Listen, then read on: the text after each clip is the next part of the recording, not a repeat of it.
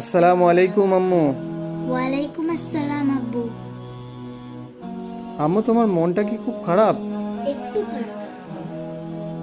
কি হয়েছে আম্মু? আমাদের পাশের বাড়ির আন্টি তো সব সময় ঝগড়া করে।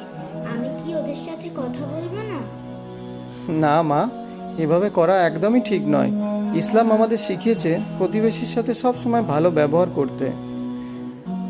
তুমি জানো না, রসুল সাল্লাল্লাহু আলাইহি সাল্লাম বলেছেন যে আল্লাহ ও আখিরাতের প্রতি ঈমান রাখে সে যেন তার প্রতিবেশীর সাথে ভালো আচরণ করে। কিন্তু বাবা, তারা যদি আমাদের সাথে ভালো না হয়?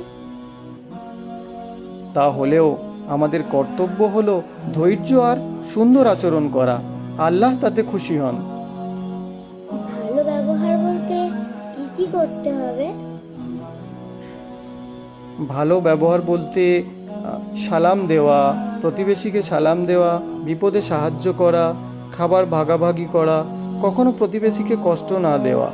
ও, বুঝেছি বাবা। প্রতিবেশী যেমনই হোক, আমার আচরণ সবসময় সুন্দর হবে। একদম ঠিক কথা বলেছো আম্মু, এটাই ইসলামের শিক্ষা।